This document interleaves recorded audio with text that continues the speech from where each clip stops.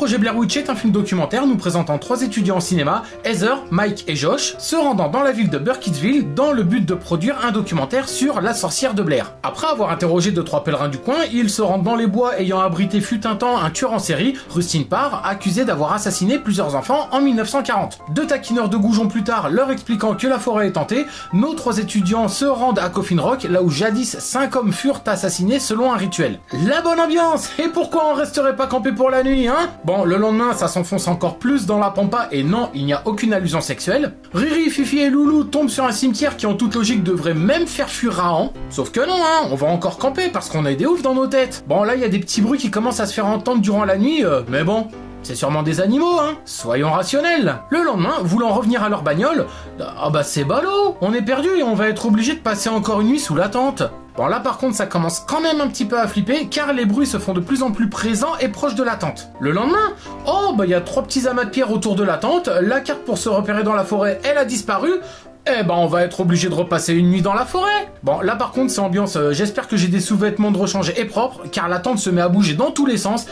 Les castors juniors du coup bah ils s'enfuient dans la forêt. Je vous passe les détails, mais Josh il disparaît, de plus en plus d'événements flippants surviennent. Heather et Mike se mettent alors à la recherche de Josh et ce en pleine nuit, découvrent une maison abandonnée dans laquelle ils s'aventurent, ils la visitent de haut en bas et se font renverser chacun leur tour dans la cave par on ne sait quoi et...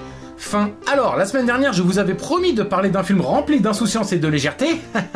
Sachez que j'ai menti de manière volontaire. Non pas car je me fous de vous, mais pour illustrer le fait qu'il ne faut pas forcément croire ce que l'on vous dit au travers d'un écran. En somme, j'ai fait la même chose que ce qu'a magnifiquement fait le projet Blair Witch à son époque. Pour celles et ceux qui ne le savent pas, le projet Blair Witch a fortement démocratisé la mode du found footage. Le found footage, à savoir un film tourné sous forme de documentaire, rendant encore plus immersive pour le spectateur l'aventure qu'il est en train de vivre à travers son écran. La différence assez novatrice pour l'époque est que le projet Blair Witch se présentait comme un vrai documentaire qui aurait réellement été retrouvé par des promeneurs quelques années après les événements relatés dans le film. Et la communication du film a été plus loin encore qu'un simple panneau présenté au début du long métrage. Il y avait effectivement un site internet dédié qui faisait en quelque sorte la continuité du film et relayait plus en détail les découvertes englobant cette funeste découverte. Et comme à l'époque de la sortie du film, internet n'en était encore qu'à ses balbutiements et n'avait pas encore envahi la totalité des foyers, eh bien il faut savoir que lorsque j'ai vu le film pour la première fois en VHS, eh ben j'étais persuadé que le scénario que je venais de vivre à travers mon écran s'était réellement passé et a de ce fait occasionné une peur panique du noir durant les 2 semaines suivantes. Ainsi qu'un refus catégorique de me balader en forêt jusqu'à aujourd'hui encore, et cela même armé d'un lance-flamme ou d'une boîte à Lambert. Car non content d'exposer le scénario dans un lieu tout à fait banal comme une forêt, les événements qui surviennent restent dans l'ombre, ne sont que suggérés. En résulte un questionnement tout à fait logique et légitime. Est-ce que l'on a affaire ici à la sorcière de Blair? Est-ce qu'on a affaire à des petits plaisantins qui n'ont rien d'autre à foutre que d'effrayer les gens en pleine nuit? Et bordel, si c'est le cas, je plains ce genre de personnes autant que les auto-diagnostiqués sur Twitter.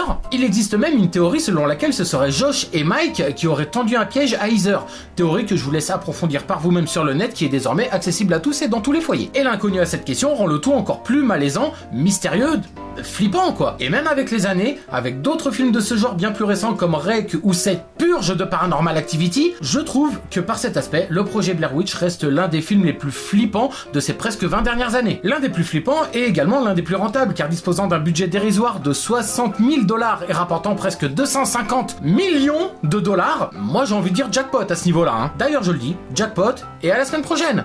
Bisous.